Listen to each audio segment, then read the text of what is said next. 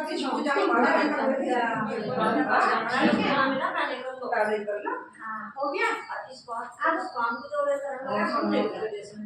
बिल्कुल हाँ, आपने तो एक भी काम रह गया तो आपको सुनना पड़ेगा, आपने नहीं सुना उनके सारे।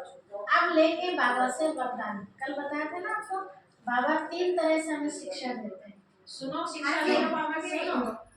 बाबा बाप के रूप में हमें मीठी मीठी बातें समझाते हैं, बच्चे ऐसे नहीं ऐसे करना है ना। टीचर के रूप में कई ज्ञान के गहरे राज खोलते हैं, और सतगुरु के रूप में बाबा हमें रोज वरदान।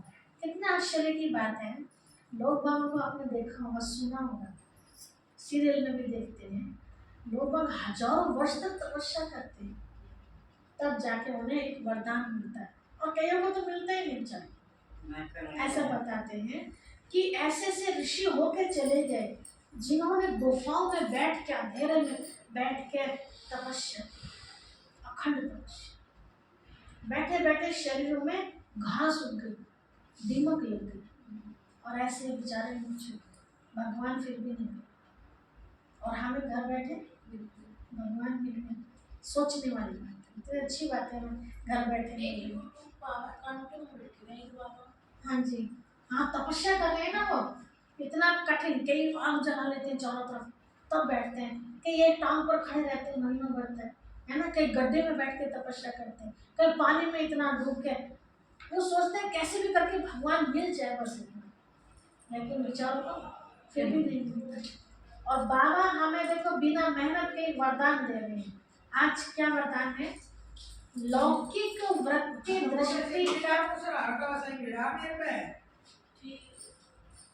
लौकिक वृत्ति दृष्टि का, लौकिक मतलब जो आंखों से दिखाई दे रहा है, हमारे शरीर के मित्र समझ, ये सब चीजें लौकिक में आता है, जो दिखाई दे रहा है।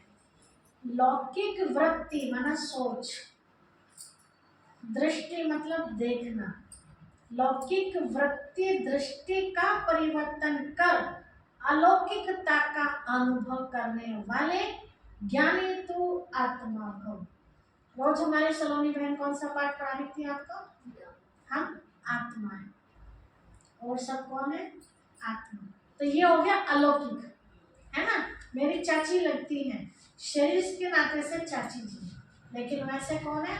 आत्मा। शरीर के नाते से पति देव है, लेकिन आत्मा है ना। पिछले जन्म में हो सकता है भाई बहन हो सकता है अगले जन्म में माँ बेटा बन जाए, कुछ नहीं पता ना। इसी जन्म में तो हमारे, अब पिछले जन्म में कुछ और संबंध था इन आत्माओं के साथ, और अगले जन्म में भी कुछ और संबंध होगा, ठीक है। इसलिए कहा बाबा ने लौकिक वृत्ति दृष्टि का परिवर्तन कर, मतलब बाहरी रूप से देखने का परिवर्तन करना है।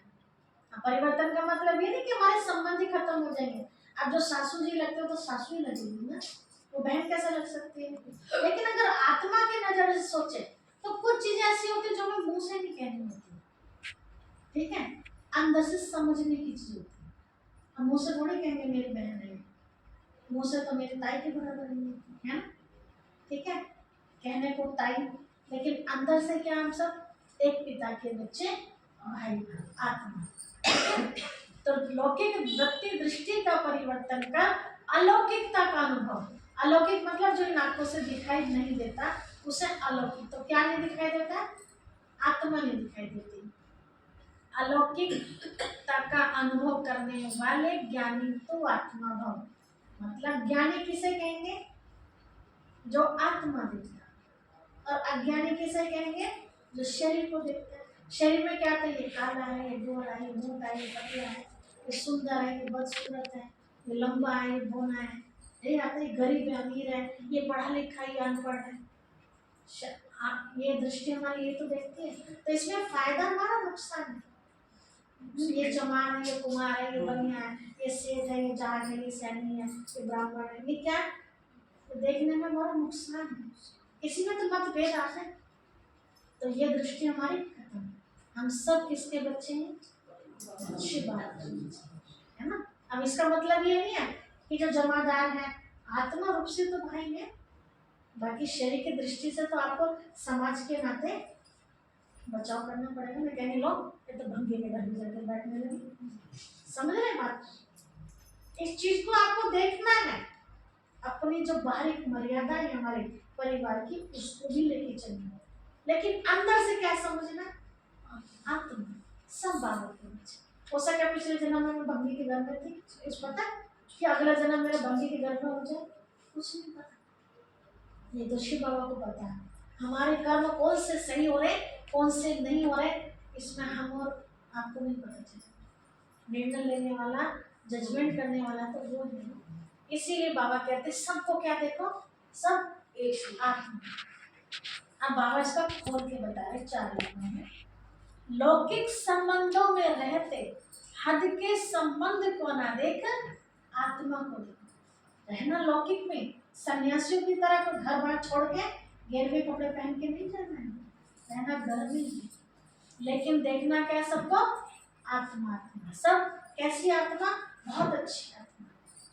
कोई कितनी भी खराब आत्मा हो उसको भी हमें क्या सोचना, ये भी बहुत अच्छी आत्मा। अच्छा सोचेंगे तो हमारे से अच्छी पावर उसको मिलेगी, तो वो भी क्या हो जाएगी, अच्छी हो जाएगी। भले वो हमारे बारे में कितना भी खराब सोचे, लेकिन मुझे उससे अच्छा बनाना है ना, तो उसके बारे में अच्छा सोचूंगी। तो लौकिक में रहते भी, लौकिक में रहते हद के संबंध को ना देख, आत्मा को देखो। आत्मा देखने से या तो खुशी होगी या रहम आएगी। या तो खुशी होगी, मैं आत्मा है तो किसका बच्चा है, परमात्मा। पहले हमारा छोटा सा परिवार था, हम लौकिक में 5 बहनें 2 भाई, तो कितना छोटा परिवार हो गया। आज गिनती कर सकती हूँ मैं अपने भाई बहनों को, बढ़ते चले गए आप सब उस लाइफ में आ गए, इतनी सारी बहनें और बढ़ गई है ना। आज के टाइम गिनती नहीं कर सकते। ठीक है, एक बार हमारे लौकिक भाई ने, बात तो हंसी की है, उसने मुझे कुछ काम बताया कहीं जाने का। मैंने कहा भैया मैं नहीं जा सकती, मैं बिजी हूँ। तो पता क्या बोला गुस्से में, वो छोटा है 4 महीनों के बाद है भाई, बोला ठीक है मेरा काम नहीं कर सकते ना तो भूल जाओ मैं तुम्हारा भाई हूँ, मुझे राखी बांधने मत आना, मैं राखी बंधवाने का। मैंने कहा अच्छा। मैंने उसको क्या बोला, मैंने कहा तुम क्या समझते हो, तुम है ना। तो हमारा इतना बड़ा परिवार है, सोच भी नहीं सकते। तो या तो खुशी होगी परिवार को देख के, या फिर रहम आएगा किसी की कोई कमजोरी को देख के कि बाबा ये मेरी तो बहन है, बाबा मेरा भाई है, इसकी भी मदद करो। ठीक है, ये आत्मा बेचारी परवश है। कोई गलती कर रही है तो जरूर है कि शैतान उसके अंदर आए तभी गलती की ना, तो अपने होश में तो नहीं हो। तो जो अपने होश में नहीं रहता उस पर क्या डंडा लगाए, उस पर तो रहम करना चाहिए ना। परवश आत्मा है, अज्ञानी, अज्ञान में है और अनजान है।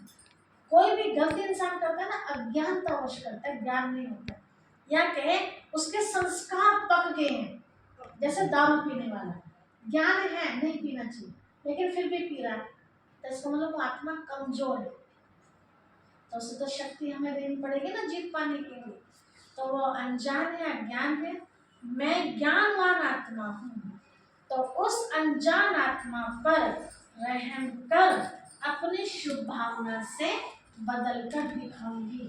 मैं ज्ञानी कब कहलाऊंगी, जब मैं कुछ ऐसा काम करके दिखाऊं ना, तभी तो मैं ज्ञानी कहूंगी, नहीं तो मेरे में उनमें फर्क क्या है।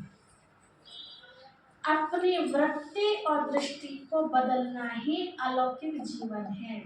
अपनी वृत्ति मतलब सोच और अपना देखने का नजरिया बदलना ही अलौकिक जीवन है। जो काम अज्ञानी करते हैं, अज्ञानी मतलब जिसे ज्ञान नहीं, जो काम अज्ञानी करते हैं वह काम आप ज्ञानी तो आत्मा नहीं कर सकते। ठीक है, अब क्या क्या अज्ञानी करते हैं आप देखें, झूठ बोलते हैं, हेराफेरी करते हैं, चोरी से खाते हैं, है ना। कई जॉइंट फैमिली होती है ना, उसमें कई बार सुनने को मिलता है दूध लिया, पता 5 गिलास तैयार करने हैं, है ना, दूध कम है, अपना तो प्योर निकाल लिया, बाकी में पानी मिला के 4 गिलास तैयार करते हैं। ऐसा होता है, पहले तो होता था, है ना, होता हो हमारे सामने आती है बातें, कहीं सबके घर में नहीं होता, कहीं कहीं होता है आज भी। ठीक है, तो बाबा कहते हैं बच्चे जो अज्ञानी काम करते हैं वो आप ज्ञानी बच्चे। कोई देखो ना देखो, हमेशा याद रखे शिव बाबा का कैमरा मेरे ऊपर सेट है, हर सेकंड की वीडियो बाबा के पास बन रही है। इसलिए जब लास्ट में हिसाब किताब होगा तो वीडियो दिखा के बाबा हमें सजा देगा। ये गलती भले कोई देख रहा हो या ना देख रहा। आपके संग का रंग उन्हें लगना चाहिए, उनके संग का रंग आपको लगना चाहिए, है ना। अज्ञानी के संग का रंग लग गया था, अज्ञानी से क्या बन जाएंगे? अज्ञानी। लेकिन करना क्या है? आपका संग का रंग उन पर लगाना। अच्छी बात बताओ उसे भी अज्ञानी से ज्ञानी बनाना, उसकी महिमा कर करके कि आप तो इतने महान हो, आप तो ऐसी गलती कर ही नहीं सकते। चलो हो गई ना, कोई बात नहीं, आगे आप ये गलती नहीं करनी, प्यार से गाइड करना। लेकिन किसी ने गलती की और हम कई बार से टोंट मार के पूरा घायल कर देते हैं, बेचारा उठने वाला भी होगा तो भी नहीं उठ पाएगा, है ना। तो हम ऐसा काम नहीं। अच्छा, एक स्लोगन देते हैं लास्ट में, अपने श्रेष्ठ कर्म से विश्व पिता का नाम बाला करना ही विश्व कल्याणकारी बनना। अपने श्रेष्ठ कर्मों से किसका नाम बाला करना है?